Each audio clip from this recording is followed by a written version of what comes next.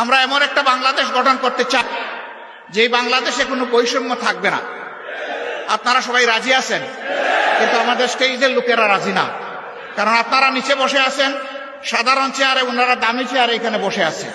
তার মাঝে আবার তিনটা দেখেন ডিস্টিংগুইশড, ওইটার হাইট আরো বেশি। আইসা দেখি যে এই তিনটাতে আবার বিছানো আছে, কি বলে জানি, টাওয়াল দেওয়া আছে। তো আমি বৈষম্য বেশি দূর করতে পারি নাই, প্রথমে আমার টাওয়ালটা ফেলে দিছি। আগামীতে এই ধরনের কোনো আয়োজন হলে সকল চেয়ার সমান থাকবে ইনশাআল্লাহ। যে চেয়ার নিচে থাকবে দেখার স্বার্থে যদি একটা স্টেজ লাগে তাইলে সেই চেয়ারটাই উপরে থাকবে ইনশাআল্লাহ। আপনারা সবাই রাজি আছেন? আপনারা তো রাজি থাকবেন, ওনারা রাজি কিনা? ওনারাও রাজি আছে, আলহামদুলিল্লাহ। তাইলে আমরা উভয় পক্ষ রাজি যে আমরা সকল ক্ষেত্রে বৈষম্যহীন চলবো ইনশাআল্লাহ। তবে এটা ঠিক যে যার যার রুচি মতো চলবো। যেমন আমার গায়ে একটা সদরিয়া বা একটা কোটি আছে, তাই বলে সবাইকে কোটি পরতে হবে না। ব্লেজার যার পছন্দ তিনি ব্লেজার পরবেন, শীতের দিনে সোয়েটার, গ্লাভ, চাদর যার পছন্দ তিনি তাই পরবেন। কিন্তু সামাজিক ক্ষেত্রে আমরা ইনশাআল্লাহ সমান থাকবো, আল্লাহ চাই। দেখেন বৈষম্যের শিকার হয়ে বাইগুলা পড়তে বসছিল এই মাত্র। তা আমরা আল্লাহর দরবারে বৈষম্য থেকে পানা চাই। এখন এই বৈষম্যহীন দেশটা গড়বে কে? প্রধানমন্ত্রী হলেই আমার বাড়ি যে জায়গায় বন্যার স্রোত, উন্নয়নের স্রোত চলে যাবে সে জায়গায় সারা বাংলাদেশের সম্পদ টেনে টুনে এনে ওখানে ঢুকায় দেওয়া হবে। তাইলে বৈষম্যহীন সমাজ হবে কেমনে? যুক্তি হলো যে সাবেক আমলে আমার এলাকা ছিল বঞ্চিত, এখন অতীতের কাজা কাফারা সব আমার আদায় করতে হবে।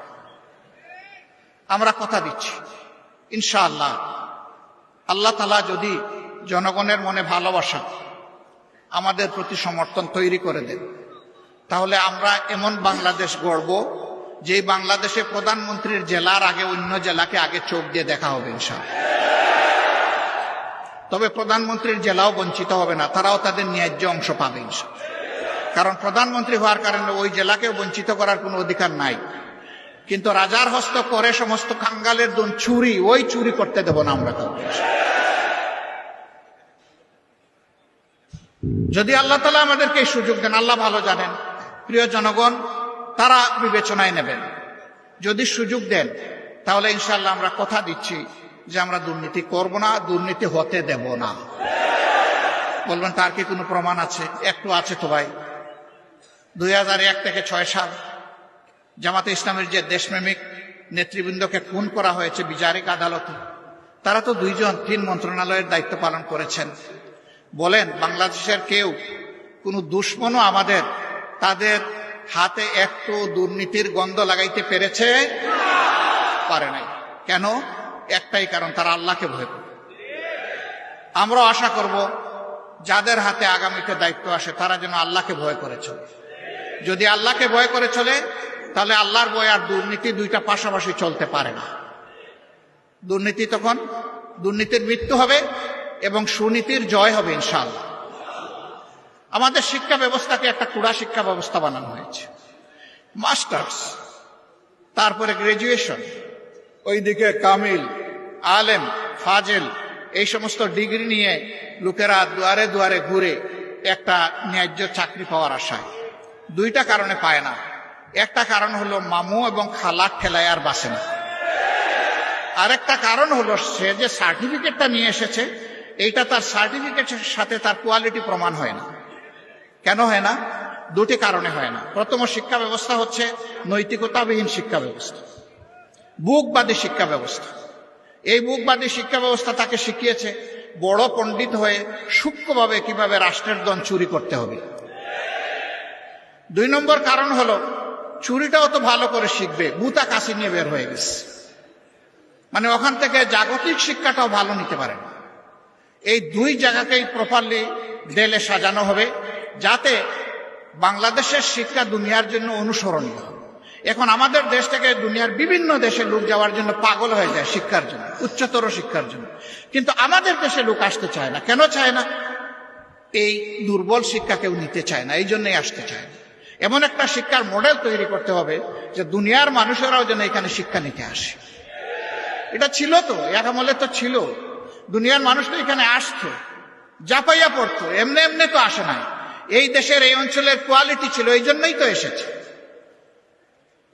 আমার সম্মানিত ভাইয়েরা, আমরা এমন বাংলাদেশ গড়ব যে বাংলাদেশে মসজিদ পাহারার দরকার হবে না, মন্দির, মঠ, চার্চ, প্যাগোডা কোনোটাই পাহারার দরকার পড়বে না।